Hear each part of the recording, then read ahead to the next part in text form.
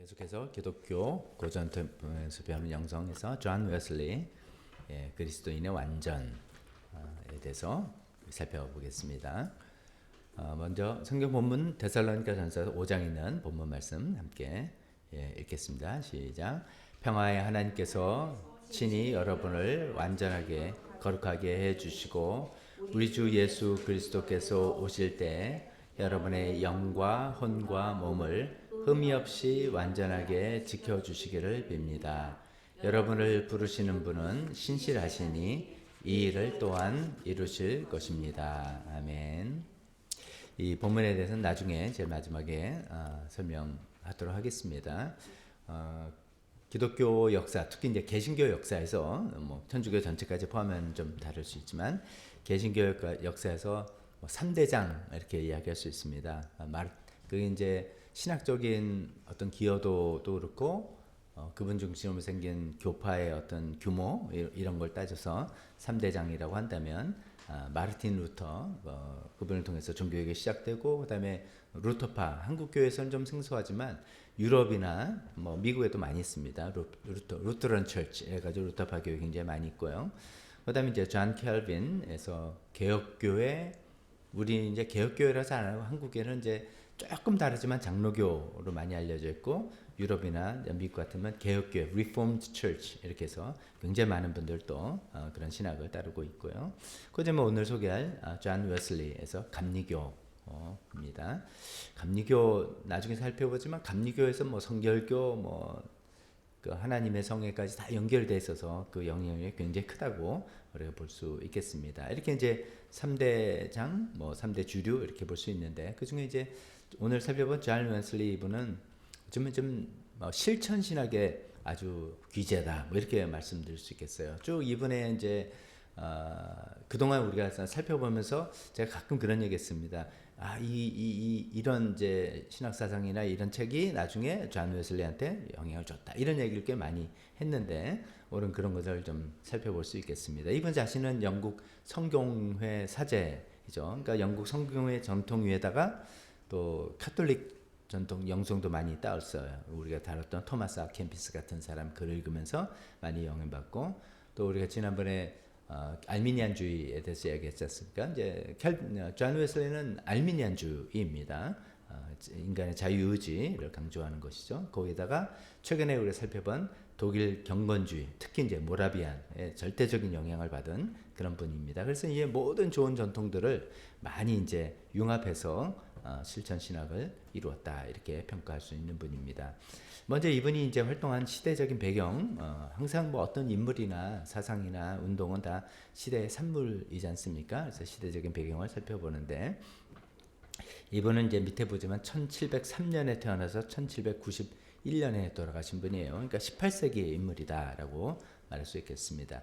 18세기 영국의 당시 상황은 보면 그 이제 A 보면 급격한 산업화였습니다. 산업혁명이 이제 막 시작돼 가지고 농민들이 이제 도시로 노동자로 유입이 되고 그런데 이제 주거시설이나 이런 거 열악하니까 빈민가 형성되고 노동 착취가 일어나고 열악한 환경에다가 오만 문제들이 많이 쌓여 있었던 그런 시대였습니다.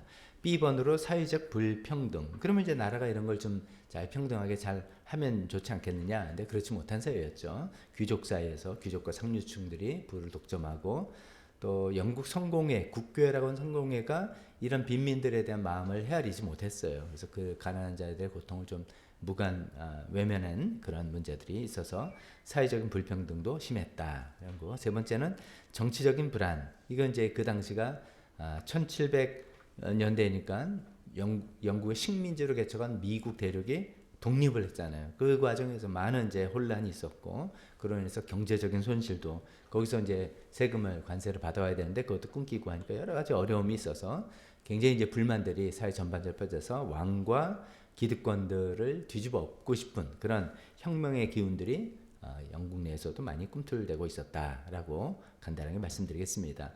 근데 이제 이런 시대적인 배경이 좀 더 우리 대조하고 싶은 거는 요 비슷할 때 프랑스에서는 프랑스 대혁명이 일어났다는 거죠. 이제 어떤 사회적인 상황은 거의 비슷해요. 프랑스나 영국이나 되게 비슷한데 프랑스는 왜 뭐 프랑스 대혁명 뭐 대충 들었지만 뭐 살벌했죠.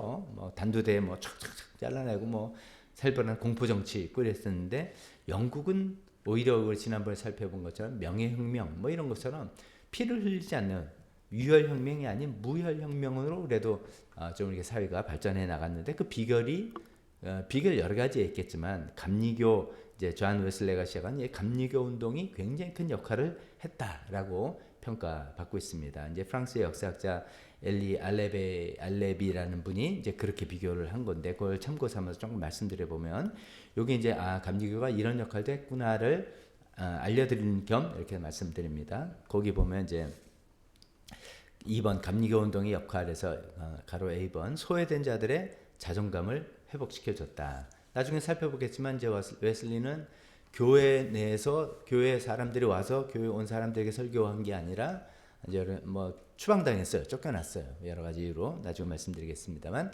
그래서 아예 교회 밖에 그러니까 노동자들 광산 노동자들 그다음에 도시 노동자들 이런 노동자들한테 직접 가서 설교를 많이 했단 말이죠. 이들 입장에서는 평소에 목사님들이 교회가 목사님이 우리한테 관심을 안 쓰는 사람인데 이분은 와가지고 자기한테 설교를 하는데 이게 당신들도 하나님 형상 받은 존귀한 존재다 뭐 이런 메시지 하니까 굉장히 이제 이들의 마음속에 삶의 의미 자존감 형성에 도움이 된 거죠. 이제 이런 게 있는 분들은 폭력적으로 이렇게 나가지 않지 않습니까? 이제 그런 역할을 했다는 거고요. B번은 도덕적 혁명과 절제. 감리교 운동은 굉장히 이제 그 절제된 도덕 훈련을 했어요. 술, 담배가 아니라 술, 도박, 방탕한 생활, 여기 여러 가지가 있겠죠. 이런 것들을 좀 이렇게 끊어야 된다. 신앙생활 한다는 걸 끊어야 된다. 이런 것이죠. 아까 이제 도시 노동자로 도시에서 이제 빈민가 형성돼서 거기서 이 사람들 삶에 희망이 없으니까 그저 술, 영국 술, 그 진이라는데 그 술에 의존해서 다른 자료에 보니까 런던에 집이 가옥이 10채면 그중에 6채는 술집이었다라고 할 정도로 뭐 그런 사회적인 분위기였어요. 근데 거기서 이제 예수 믿게 해서 예수 믿는 사람 술 끊어야 되고 도박 끊어야 되고 뭐 등등 이런 걸 이제 강조하다 보니까 집안 살림이 그래도 좀 튼튼하게 되죠. 그다음에 이들이 절제력을 갖게 돼서 나중에 무질서한 어떤 폭동이나 이런 유혹에 휘말리지 않게 되었다라고 평가하고 있습니다. C번 세 번째는 평신도 리더십을 개발했다는 거죠. 웨슬리는 참 이거 획기적으로 잘했어요. 이제 사실 계속 이런 걸 살펴보면 신앙적으로 잘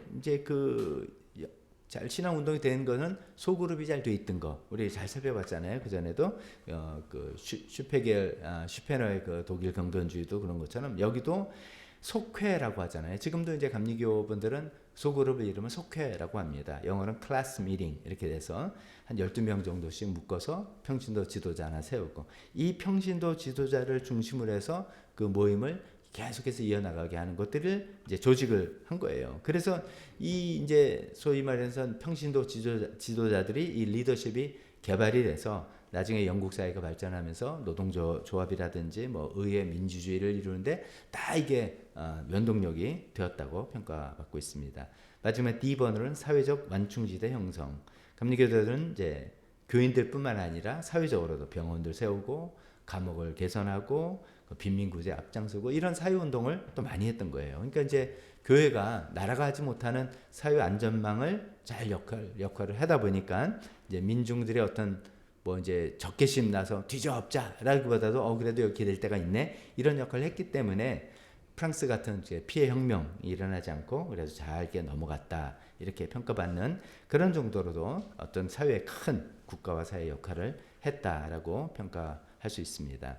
자, 그러면 이제 이런 감리교 운동을 일으켰던 존 웨슬레에 대해서 먼저 살펴보겠습니다. 1703년에 태어나서 1791년에 88세 그 정도로 돌아가신 분이죠. 성장 배경이 보면 아버지가 영국 성공의 사제 신부님이에요. 사무엘 웨슬리고. 근데 이제 아버지보다 유명한 분이 어머니예요. 수산나 웨슬리. 수산나가 이제 가정에서의 신앙교육, 어머니의 신앙교육 할 때 뭐 빠지지 않게 나오는 그런 분입니다. 자녀가 무려 19명을 낳았는데 그 중에 이제 많이 이제 죽기도 하고 존 웨슬리는 15번째 아이로 태어났어요. 상상이 됩니까? 목사관에 뭐 애들이 바글바글한 거예요. 근데 이제 이 어머니 수산나가 아주 뭐 엄격하게 체계적으로 신앙 교육을 자녀들 시킨 거예요.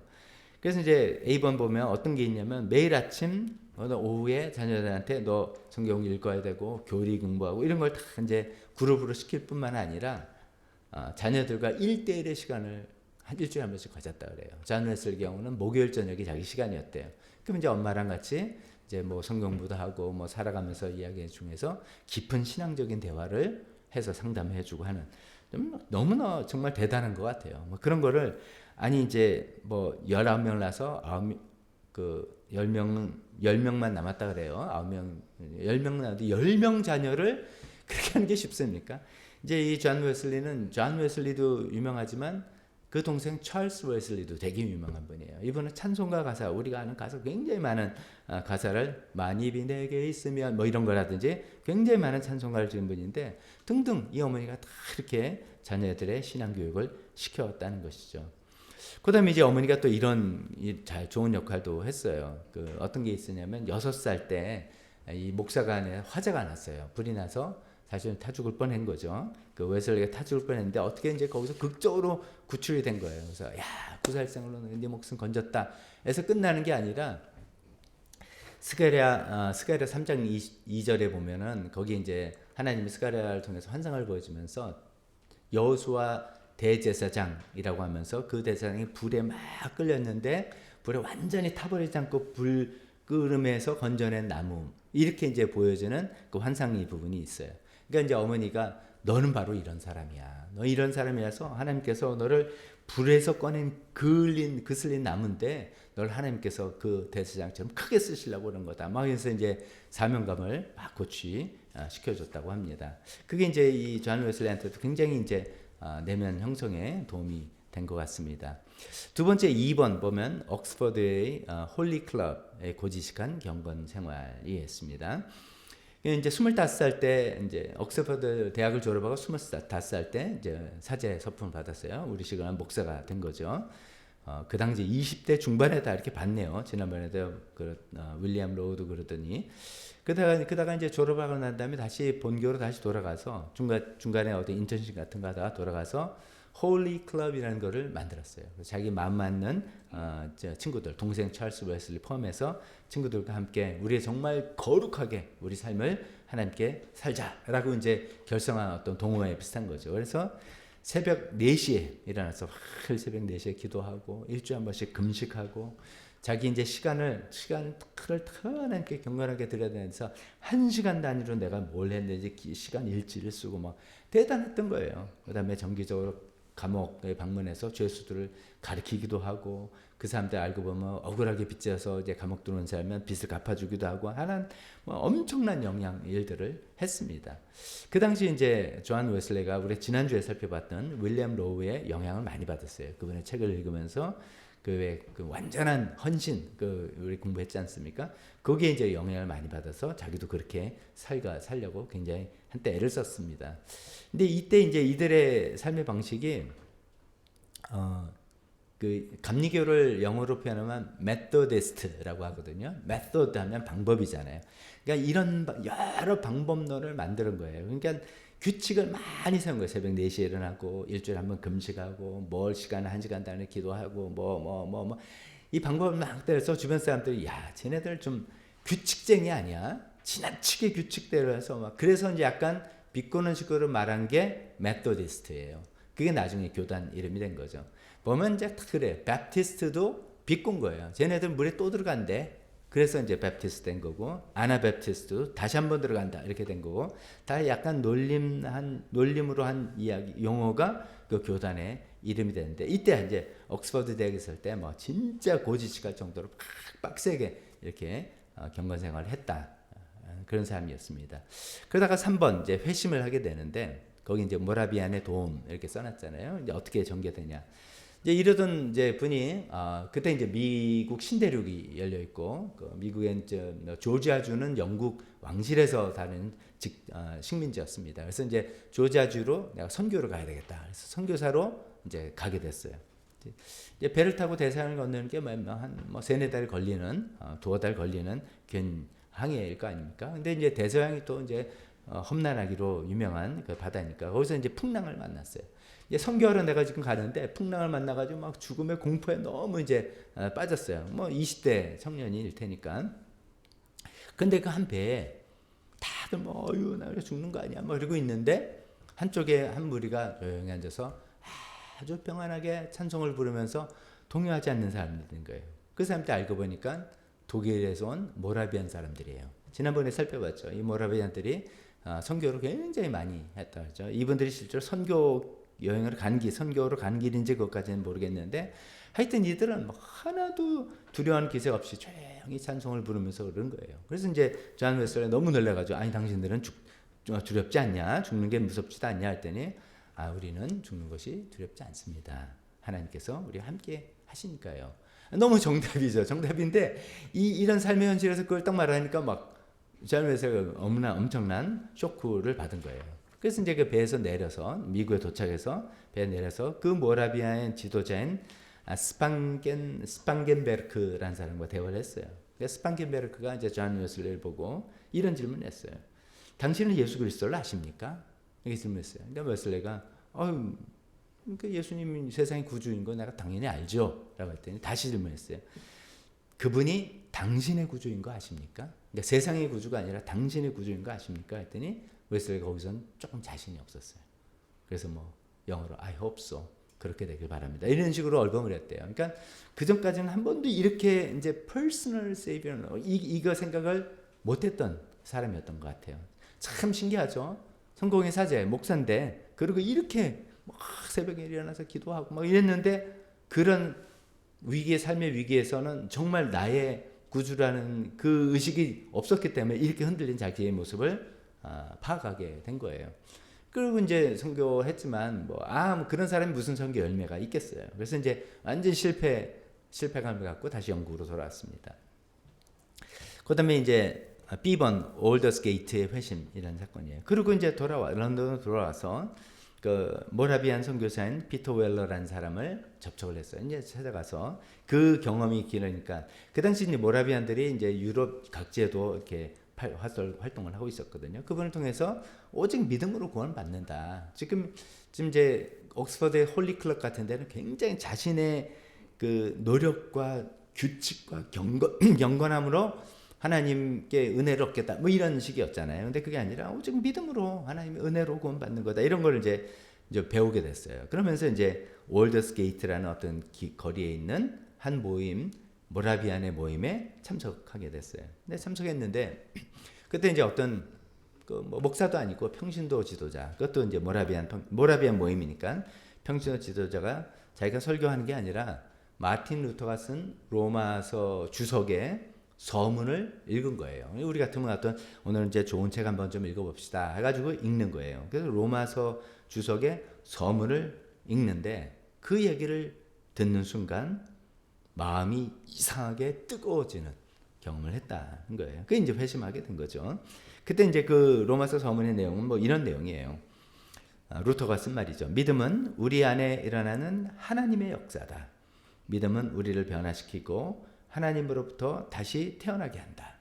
믿음은 살아있고 바쁘고 활동적이며 강력한 것이다. 뭐 등등 이런 내용이에요. 그러니까 이때까지는 자기는 자기의 영어로 work, 자기의 일로, 자기의 노력으로 어떻게 하나님의 자리 은혜로 가고 뭐 이렇게 가려고 했는데 이 말을 딱 들어보니까 믿음은 우리 안에서 일어나는 하나님의 work이다. work of God. 이 얘기를 딱 듣는 순간 내가 뭘 잘못하고 있었고 뭘 놓치고 있었고 이거를 이제 깨달은 그런 거였을까 생각합니다. 그래서 이제 거기에 이제 지난날에 이제 그런 체험들과 이런 것들 다 던져져서 정말로 우리식으로 하면 정말 예수님을 만나고 믿게 되는 회심이라는 표현으로 쓸 수 있는 그런 시간이 생긴 거예요.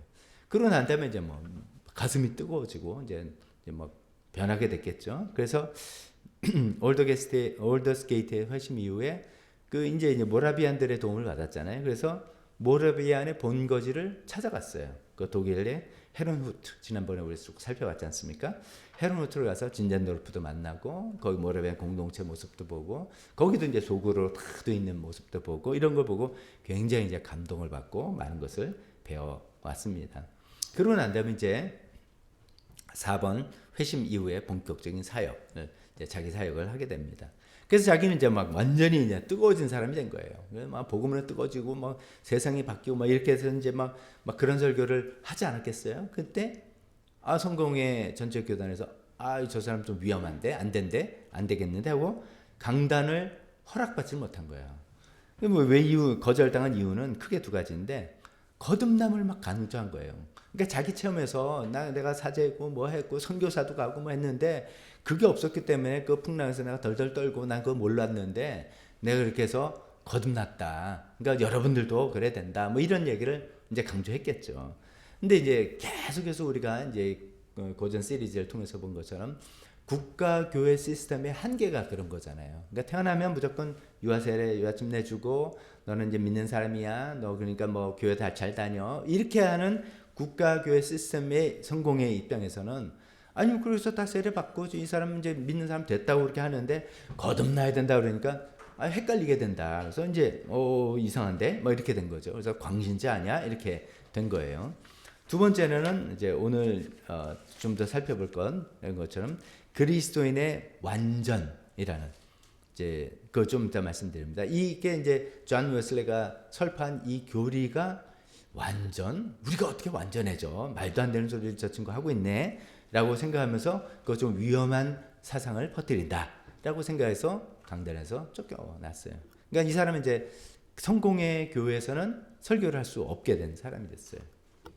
그래서 가로 B번 야외 설교를 간 거예요. 그 이제 처음에 자기는 좀 낙심하게 됐고 존 웨슬레는 어떻게 보면 끝까지 자기는 성공의 사제로 남아 있었어요. 자기 살아생전에는 감리교가 이렇게 독립하지는 않았어요. 자기는 계속해서 성공의 안에 있기를 바랬어요. 근데 이제 강단이 막히니까 좌절하고 낙심하고 있는데 다음번에 우리가 살펴볼 이제 영국의 큰 이 부흥 운동을 일으켰던 존 웨슬레하고 또 신학적으로는 다르지만 또 다른 분인 조지 위필드라는 분이 있어요. 이분은 좀 입장이 다른 거예요. 이분이 성공회가 아니기 때문에 그런 것도 있지만 아니 교회에서 허락 안 하면 나가서 합시다. 들판에 나가서 하면 왜 안 되냐. 사람들 찾아가서 하자. 이렇게 이제 제안했고 처음엔 주저했다가 그렇게 시작을 한 거예요. 1739년에 브리스톨 근처에 있는 광산 노동자들 찾아가서 거기서 처음으로 존 웨슬레가 야외 설교를 했습니다. 아마 이제 그 당시 분들은 성대도 굉장히 좋았을 것 같아요. 뭐 그러니까 막 조지 위필드 특히 이번 성대가 엄청났다 이런 이야기가 나오는데, 근데 이제 그 존 웨슬레가 처음으로 이렇게 해서 광부들 앞에 설교하는데 사람들이 막 복음을 듣고 눈물을 흘리고 회개하고 이렇게 되는 역사를 보는 거예요. 그래서 이거구나라고 생각해서 그가 한 유명한 말을 이제 하게 되는 거예요. 거기 따옴표를 제가 표현했죠. 세계는 나의 교구다. 이게 이제 무슨 말이냐면 이제 우리 이제 침례교나 이런 데는 감독제가 아니죠. 근데 이제 감독제 교회, 성공회나 감리교나 이런 데 교구 단위로, 천주교도 교구 단위로 딱 있잖아요. 그러니까 그 한 교구 소속된 분은 교구 안에서만 활동하는 거잖아요. 다른 데로 가려면 또 뭐 감독의 허락을 받든지 이렇게 되는 거죠. 교구에 제한받는 그런 영역에서 활동하던 그 전통이었었는데 이제 보니까 교구 내가 여기 좀 신경 쓸 거 없네. 온 세계가 나의 교구다. 내가 어디라도 복음이 필요한 데 가서 복음 전하겠다. 뭐 이렇게 한 것이죠. 그래서 이제 교회 박사역에 아주 투신해서 이분이 뭐 참 놀라운 기록입니다. 그 당시는 이동수단이 말이잖아요. 말 타고 다니면서 글을 쓰기도 하고 뭐 여러 가지도 활동됐는데 이분의 기록이 말을 타고 일생 동안 설교하려고 전도하려고 40만 킬로미터를 다녔다 그러네요. 근데 이걸 또 누가 계산해 보니까 이게 지구에 10바퀴 도는 거리다 그러네요. 그러니까 엄청나게 다닌 거죠. 그리고 하루 평균, 그러니까 이제 이분이 평생 4만 번의 설교를 한 거예요. 4만 번의 설교. 그러니까 하루 평균 두세 번. 저 일주일에 2번 해도 힘든데 하루에 두세 번을 뭘 같은 대상이 다르니까 같은 설교 할 수 있었겠죠만은 그래도 이렇게 이제 엄청나게 야외 설교를 하면서 많은 분들을 주님께로 이끌고 이제 부흥운동을 이끌었던 분입니다. 그래서 5번 이제 감리교의 형성을 보면 아까 말씀드린 것처럼 본인은 죽을 때까지 나는 성공의 사제다라고 해서 성공을 떠나기를 원치 안 했어요. 근데 이제 이 부흥운동을 하면서 점점 조직을 교직화하게 되다 보니까 이제 그렇게 될 수밖에 없는 상태를 나가고 나중에 결국 이제 안수권 때문에 결국 독립을 여기도 하게 됩니다만 자세한 내용은 말고 이제 간단하게만 생각할게요. 아까 말씀드린 것처럼 감리교에서는 이제 속회, 장로교에서는 구역, 뭐 요즘은 목장, 셀 하는 여러 이제 소그룹 이름의 감리교는 속회라고 하는 게 이제 여기서부터 시작된 거죠. 한 12명씩 모아서 일주일에 한 번씩 모여서 영적 생활을 서로 점검하고 또 헌금도 하고 그래서 가난한 데 구제하기도 하는 그런 이제 장로교식은 구역 모임하고 거의 똑같은 그런 모임을 조직을 한 것이고요.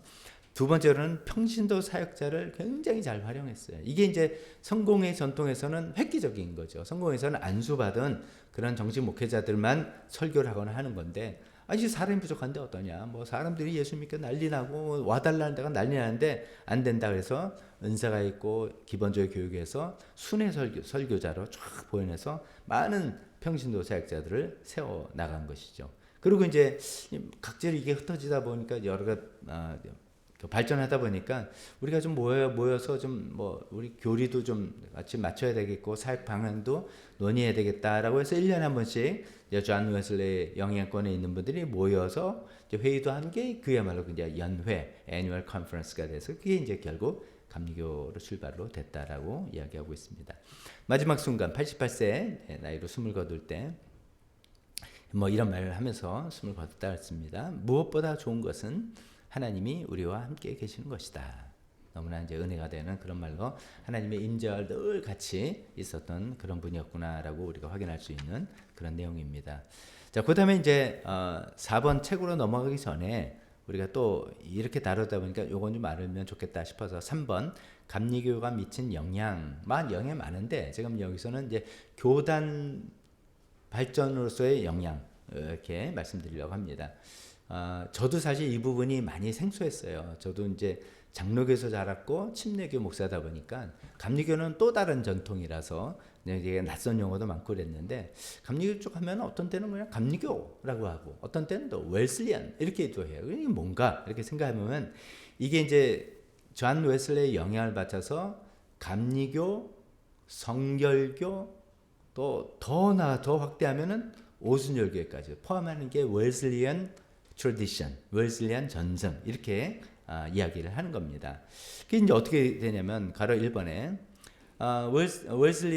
존 웨슬리가 강조한 게 우리가 또 앞에서는 살펴볼 그리스도인의 완전 혹은 그리스도인의 성결 이거예요. 그래서 예수님을 뜨겁게 믿고 놀랍게 변해서 정말 우리가 예수님께 하나님께서 우리에게 기대한 그 거룩한 상태 아까 데살로니가 5장 읽은 그 거룩한 상태까지 계속 가야 된다. 그걸 추구하자. 뭐 이걸 이제 강조하는데 그 성결함 그런 것들이 이제 또 시대가 지나고 하면 또 이게 좀 약해지잖아요. 18세기 시작했는데 한 19세기쯤 되고 미국의 감리교가 자리 잡았는데 뭐 감리교가 교단화되고 뭐 이러다 보니까 그 따끈따끈한 정신들을 좀 이렇게 놓친 것 같다. 그러니까 이거 안 되는데 해서 거기에 반발해서 그 성결 정신을 다시 되찾아야 된다라고 나왔던 분들이 새로 교단을 만든 게 그게 성결교단 이렇게 이야기하면 되겠습니다.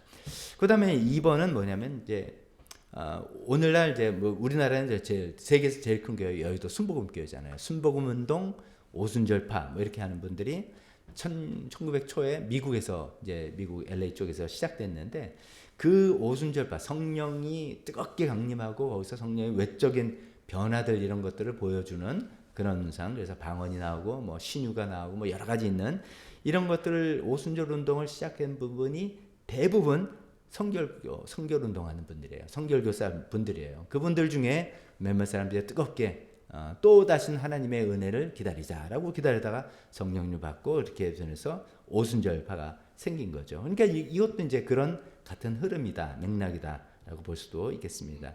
그래서 이제 뭐 감리교, 성결교, 오순절 이런 거를 이제 하나로 묶는 어떤 핵심적인 내용은 존 웨슬리가 주장한 것 이런 거예요. 성결 혹은 완전 이게 이제 동의어로 쓰는데 성결은 점진적으로 자라가기도 하지만 이게 이제 우리가 성화라 그러잖아요. 뭐 예수 믿고 그다음에 성경부도 하고 기도 생활하고 신앙 생활하면서 우리가 신앙이 점진적으로 자란다. 이런 것도 있지만 그런 면도 있지만 또 한쪽은 어느 순간에 갑자기 내가 변하는 순간적인 체험을 통해서도 변한다. 이 두 가지가 있다라고 이제 존 웨슬리가 이야기한 것. 그래서 이제 순간적인 체험들을 강조한 게 오순절파라고도 볼 수가 있겠죠. 근데 이제 거기서 끝난 건가 하면은 이런 어쩌면 이게 신학사조의 변화입니다. 우리가 하나님 신앙이 어떻게 성장되고 하느냐를 이렇게 이해하다 보니까 나중에 어디까지 갔냐면 이제 현대 복음주의의 아버지라고는 빌리 그레임 목사님. 빌리 그레임 목사님 이제 우리가 이제 그 대중 집회를 생각해 보면 거기서 이제 설교를 하고 성경을 통해 설교한 다음에 오늘 예수 믿을 사람 나오세요 이런 거잖아요. 이게 이제 천천히 성화되고 이거하고는 다른 모델이에요. Right now 오늘 예수님 영접할 사람 나오고 오늘 회개할 사람 나오고 그래서 순간적인 어떤 하나님을 체험하는 것들을 강조한 것들의 뿌리가 여기 존 웨슬레이서부터 나왔다. 그러니까 굉장히 영향을 기독교계 개신교에 영향을 미친 그런 분이다라고 말할 수 있겠습니다. 자 마지막으로 이제 책의 내용과 함께 그분의 신학사상 좀 살펴보겠습니다. 그 존 웨슬리의 그리스도인의 완전이라는 책인데 영어 제목은 The Plain Account of Christian Perfection. 그래서 그리스도인의 완전에 대한 좀 명백하게 내가 설명을 해보겠다. 뭐 이런 식으로 생각하면 되겠습니다. 여기에 대해서 이제 이 책에 대해서 계속 말씀드렸던 아까 이제 이것 때문에 오해를 받아서 강단에 쫓겨났다는 그리스도인의 완전함 혹은 성결함 이런 것들을 중심으로 한번 이야기해 보겠습니다. 거기 이제 가로 1번에 구원론의 도식 비교 이렇게 써 있는데 한번 보시면 저도 사실 제가 말씀드린 것처럼 장로교 출신이고 뭐 약간 개혁주의 쪽으로 신학을 뭐 신학이라기보다도 그런 걸 많이 들었으니까 이렇게 생각했던 거예요. 그래서 A번 보면 개혁주의 전통에서의 구원론은 뭐냐면 처음에 예수 믿고 칭의 의롭다함을 받는다.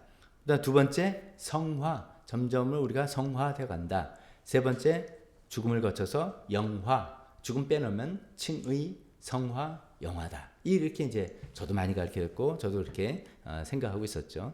근데 여기서 이제 성화는 그다음에 또 이런 사적으로 이런 이야기를 해요.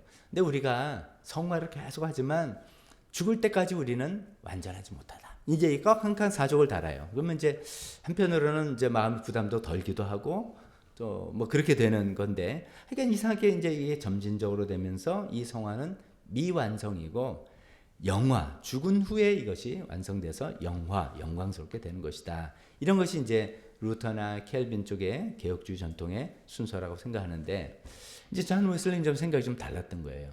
그래서 이제 좀 표현해 보면 칭의 똑같고 예수님 밑에 칭의 되고 그다음에 성화 칭의하자마자 성화가 시작되는데 시작되면서 어느 순간에 가서 우리가 정말로 신앙생활 올바로 할 때 온전한 성화를 이룬다. 완전 혹은 성결, 완전은 perfection, 성결은 holiness 이렇게 표현하는데 그것을 이룬다. 그리고 거기서 더 계속해서 성장이 나와서 결국 죽음 후에 영화가 되는 거다. 이렇게 되는 거죠. 뭐 차이가 있다면 칭의를 시작해서 영화로 끝나는 건 다 똑같은데 이제 개혁주의에서는 이 성화 관계를 좀 성화 과정을 좀 어떻게 보면 가는 길이라고 road, route 이런 걸로 설명하는 거예요. 계속해서 끊임없이 계속 가는 길이에요. 그래서 이제 죽음이란 끝까지 가서 영화로 가는 길이라고 생각하는데 이제 웨슬리안 전통에서의 성화는 길을 가다가 어느 쪽 가서 포근한 집에 들어갔다. 집에 들어가면 이제 그 좀 이제 뭐 좀 포근한 상태잖아요. 그 들어가서 거기서 하나님의 사랑을 정말 맛보고 성화는 말이 좋아 성화지만 성화 과정에 계속 죄와 싸우고 힘들고 뭐 이런 게 있는데 이제 어느 단계 들어가면 포근한 집에 들어가서 하나님의 사랑 안에 푹 잠기고 거기서 또 성장해 나가는 뭐 이런 것을 좀 차이 있게 보는 것 같습니다. 그러면서 이제 그런 걸 좀 이해하기 위해서 그 인용문을 여러분 갖고 있는 첫 페이지 밑에 보면 이렇게 썼습니다. 이 모든 일을 향한 하나님의 계획은 우리를 행복하고 거룩하게 만드는 것이다. 성결과 행복은 결국 같은 것이다. 그것은 하나의 실제를 부르는 두 개의 이름일 뿐이다. 이렇게 이야기했습니다. 그러니까 이 이제 성화로 들어가서 완전과 성결로 들어가면 완전해야 되면 난 이것도 못하고 저것도 못해야 되고 막 힘들게 이런 게 아니라 그것이 하나님께서 우리에게 말하는 행복이라는 거죠. 그러니까 사실 이제 그렇잖아요. 우리가 진짜로 신앙생활을 하고 하나님을 사랑하고 뭐 이렇게 하는 게 힘든데 나중에 주신다니까 이런 건 그런 단계도 있었죠. 근데 그게 아니라 그런 단계를 넘어서서 그냥 주님을 사랑하니까 그 주님을 사랑한 게 나한테 기쁨이 되니까 그게 행복이니까 그런 단계로 가는 거잖아요. 그 얘기를 하는 것이죠. 이 성결은 바로 행복과 동전의 양면이다. 같은 거다. 근데 하나님은 우리를 거기까지 인도하시려고 합니다. 언제? 이 땅에서부터도. 그러니까 이제 그전에는 죽은 다음에 이렇게 했는데 아니 이 땅에서부터 그런 단계로 인도하시기를 원하시는 분이다. 그러니까 우리가 계속해서 그 길을 가자라는 것을 조금 더 강조하는 그런 차원이라고 보시면 되겠습니다. 그다음에 이제 계속해서 이야기 나오는 이 완전 혹은 성결이라는 것의 의미를 조금 더 설명해 보면 표현 자체가 완전이라니까 그러면 뭐 죄도 하나도 없고 결점도 하나도 없는 그런 걸 말하는 거냐? 이제 거기서 이제 좀 오해가 돼서 이분이 많이 이제 설명하는데 어떤 면에서 완전이라고 이야기하는 게 아닌가? 내가 이야기하는 완전은 그게 아닙니다. 뭐 이런 거예요. 그런 거는 뭐 우리 인간의 한계를 다 이야기하는 거죠. 첫째, 지식의 완전, 지식의 한계. 우리가 그리스도의 완전히 이루자니까 성경 말씀을 다 온전히 다 이해하고 뭐 하나님 뜻을 다 완전히 깨달아 그 얘기하는 게 아니다. 지식은 우리가 한계가 있다. 그런 것이죠. 또 실수 완전하다니까 실수도 없고 뭐 잘못도 없고 그런 것도 없단 말이냐? 그런 거 아니다. 여전히 우리는 실수도 있고 잘못된 판단 내릴 수 있는 거다. 인간이니까 그 얘기하는 게 아니다. 이런 얘기예요. 그다음에 연약함, 육신의 질병 이런 거 같은 거잖아요. 우리가 아파서 병나고 뭐 이제 무리하면 피곤하고 이런 거 완전하다면 너 왜 그래? 이런 걸 이야기하느냐? 그런 얘기하는 게 아니다. 우리 연약함은 어쩔 수 없는 거다. 또 네 번째, 유혹. 완전하니까 뭐 유혹도 없겠지. 아니다. 예수님조차도 유혹을 받으셨잖냐. 유혹에 이겨나가신 거지. 그러니까 우리가 마귀의 유혹은 죽는 날까지 할 있다. 이런 거에서 완전히 이런 게 없는 완전을 이야기하는 게 아니다. 그러면 이제 질문. 그럼 뭐야? 뭘 완전이다? 라고 이야기하는 거야? 라고 할 때 그 밑에 이제 세 가지 정도를 이야기하면서 문장을 설명한 거를 읽어보겠습니다. 첫 번째는 의도의 순수성이라는 게 나의 의도로서의 순수한 완전함 이런 걸 이야기하는 것이죠. 그러니까 즉 내가 하는 모든 말과 행동의 이 모든 목적이 뭐 때문에 하느냐. 우리 지금은 왜 예수님 믿냐 이거죠. 예수 믿고 복 받으려고 하는 복이냐 아니면 예수님 믿고 복을 주시는 그 예수님을 나는 붙들고 오냐 뭐 이렇게 표현할 수도 있는 그런 것이죠. 근데 이제 옛날 표현이니까 옛날 시대 분이니까 이렇게 표현합니다. 그 이제 인용문 읽어보면 그리스도인이란 오직 하나님의 영광만을 바라보는 단일한 눈, 싱글 아이. 내가 이제 살아가는 뭐니까 하나님 영광밖에 내가 목적하는 게 없다. 잘 믿으면 뭐 우리 자녀도 좀 잘 되고 뭐 우리 집안도 뭐 이런 것도 출발했겠지만 하다 보면 이 완전까지 갈 때는 그런 건 다 뒷전이고 하나님의 영광 하나만이다. 그의 유일한 갈망은 그의 유일한 디자이어는 모든 일에서 하나님을 기쁘시게 해드리는 그거 하나다. 그런 면에서 의도의 순수한. 근데 이게 말이 쉽지 이게 가기가 쉽겠어요. 우리가 그렇다 하지만 뭐 여러 가지 딱국물이 같이 있잖아요. 근데 그것이 점점 정결하게 순화되는 과정을 가자는 거죠. 그것까지 가자는 것이죠. 두 번째는 이제 완전은 이런 면에서 완전이라고 이야기하는 거다라는 때 고의적인 죄로부터의 자유를 이야기하는 거다. 그렇죠. 이제 잔 웨슬리는 이제 이게 이제 죄를 켈빈하고 좀 다르게 보는 거죠. 켈빈은 좀 예정론을 하다 보니까 인간의 완전한 타락. 그러니까 인간은 여기서 이제 영향 받아서 생각하면 우리는 저 이제 교회에서 살 때부터 우리는 태어날 때부터 죄인이고 썩어 빠질 죄인이고 하여간 이게 죄인 이야기를 뭐 그렇게 저도 많이 듣고 자랐어요. 우리 집에서 가정 예배 드리면 하여간 그게 용어예요, 용어. 그렇게 됐는데 존 웨슬리는 이제 실천 신학이다 보니까 좀 각도를 그건 맞다. 그거 있는데 우리가 지금 싸워야 될 거는 고의적인 죄다. 이게 본성적인 죄, 연약함에서 오는 죄 꼭 어떻게 하겠냐. 그거는 예수님 보혈로 다 씻어주는 거고 우리가 쌓아야 되는 이 고의적으로 알면서도 행하는 이 죄에서 내가 점점 자유로워지는 완전한 단계. 이거를 이야기하는 거다. 라고 이야기하는 겁니다. 읽어보겠습니다. 여기서 내가 말하는 죄란 알고 있는 하나님의 법을 의도적으로 어기는 것. 고의적으로 죄는 거죠. 분명히 이렇게 하면 안 되는데 하나님 싫어하는 거 성경하지 말라 그랬는데도 에이 하면서 하는 이거를 말하는 거다.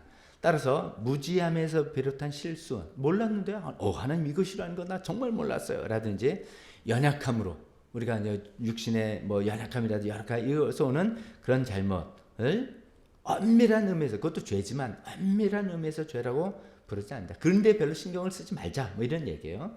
비록 그것들이 그리스도의 보혈을 피라는 결함일지라도, 그건 맞다. 예수님 피로 한 거지만 지금 우리가 싸워야 될 것은 고의적으로 짓는 죄. 이거 하지 말자. 뭐 예를 들어서 뭐 남들에게 폭력을 가하는 거 안 된다. 말의 폭력, 행동의 폭력, 여러 가지 폭력 안 되는 거 뻔히 알면서도 내 마음이 틀리면 막 폭력적으로 언사를 행동하고 하는 거, 이런 거 해서 점점 완전해지는 그 경지를 가자. 뭐 이 얘기를 하는 거죠. 세 번째는 완전한 사랑이라는 거죠. 하나님을 사랑할 때 완전한 사랑으로 갖자, 이런 거죠. 읽어보겠습니다. 기독교적 완전이란 무엇인가? 그것은 하나님의 마음과 목숨과 뜻과 힘을 다해 사랑하는 것이다. 이것이 내 영혼에 사랑에 반하는 어떤 악한 성품도 남아있지 않으며 모든 생각과 말과 행위가 순수한 사랑에 의해 지배받는 상태를 의미한다. 뭐 옛날 표현이라서 조금 모르겠는데 이거죠. 내 사랑이 하나님을 정말 퓨어하게 사랑하는, 이건 이제 첫 번째 의도의 순수와 연결되는 거죠. 다른 찌꺼기, 내 욕심 뭐 이런 내가 바라 이런 게 아니라 정말 하나님을 쑥 들어가는 거죠. 하나님 사랑이 쑥 들어가서 그 하나님 사랑에 내가 온전히 지배받는 사람으로 살아가고 있는 그 상태로 가자. 그것이 이제 존 웨슬레가 주장한 완전 혹은 성결이라는 것입니다. 자, 그런 내용을 생각해 보면 이제 아까 다시 말씀드린 개혁주의에서 칭의, 성화, 영화에 있어서 틀린 건 아닌데, 이거 다른 정단연 이야기를 하는 건 아닌데, 개혁주의에서는 성화를 좀 이제 아까 말씀드린 점진적으로 보기도 하고, 이건 어차피 완전하지 않을까, 우리 다 불완전해, 죽어서 되는 거야, 이렇게 좀 틈을 많이 줬다면, 감리교 쪽에서는 아니야, 이 땅에서 하나님께서 우리가 거룩해야 되기를 바라시는 거잖아, 바란다고 성경에 다 써 있잖아. 그러니까 이런 면에서 우리가 의도적인 또 죄에 대해서 하나님의 사랑에 대해서 완전한 데까지 추구하는 거 하나님께서 반드시 이루어 주실 거고, 그럴 때 우리도 행복해지는 거야. 하나님이 바라시는 게 그거야 라고 해서 이걸 좀 더 거룩한 생활을, 성결한 생활을 강조하는 그런 차이라고 봐도 될 것 같습니다. 나머지는 이제 빨리빨리 넘어가겠습니다. 그 다음에 이제 3번, 그 완전함에 어떻게 이르느냐.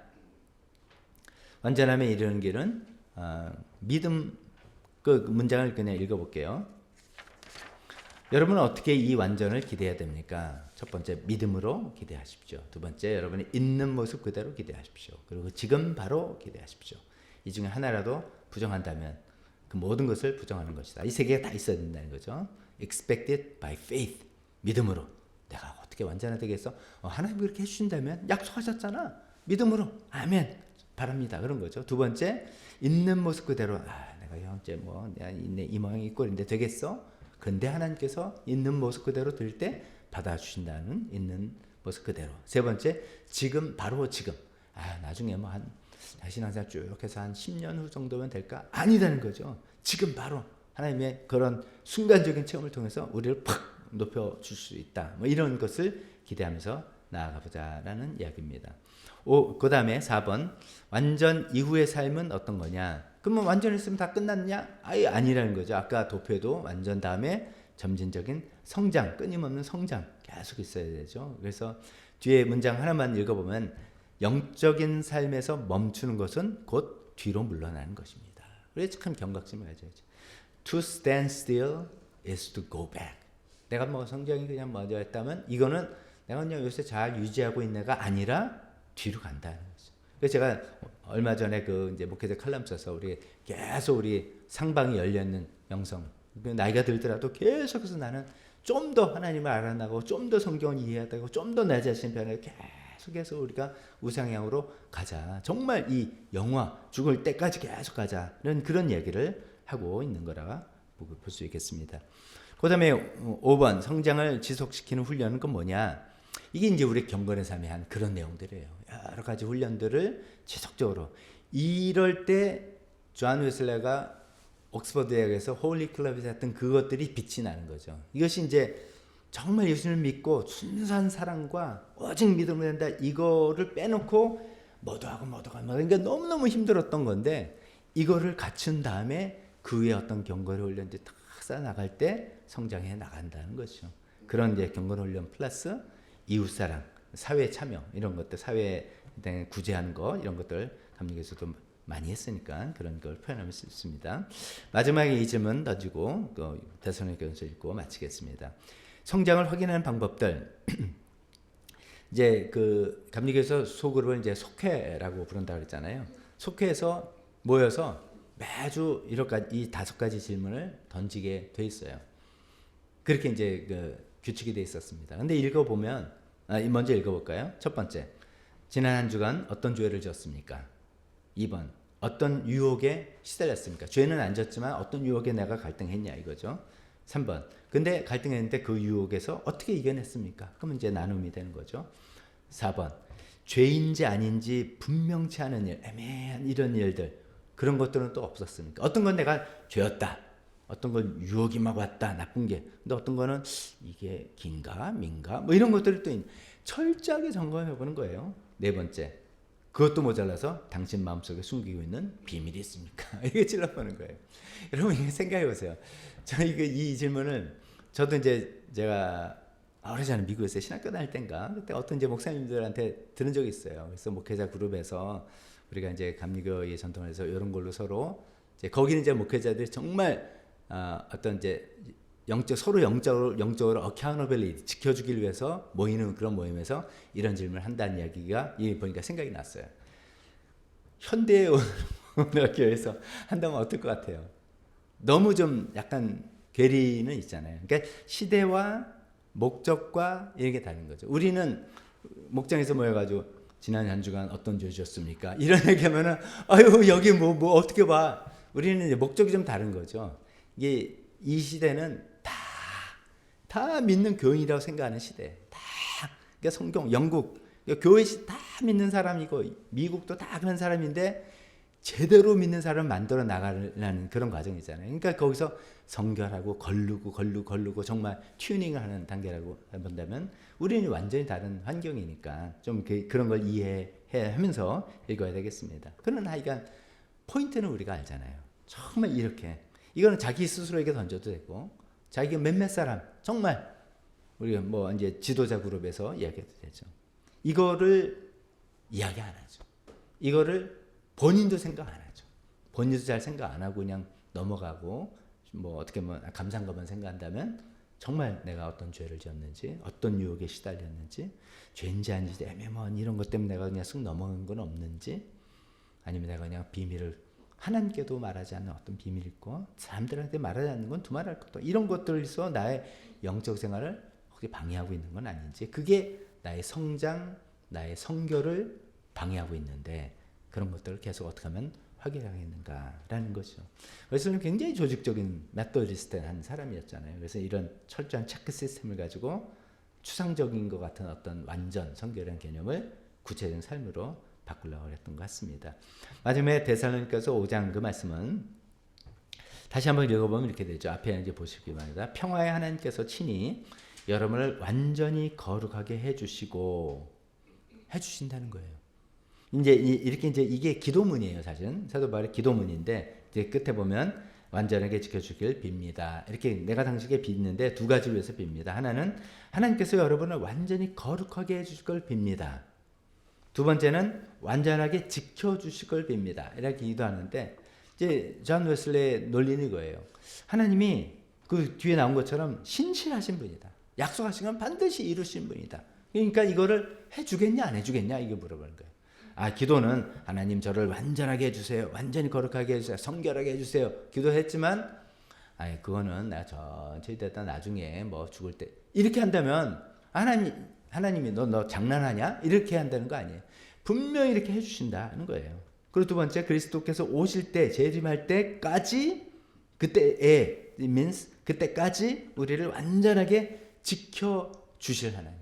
우리를 완전하게 성결하게 해주시고 그때까지 계속 우리를 지켜주실 하나님. 그를 간구하고 더 나아가서 간구할 뿐만 아니라 그것을 계속 추구하고 매달리고 달려가 나가자. 그런 말씀이 되겠습니다. 오늘 여기까지 이야기하겠습니다. 기도하겠습니다.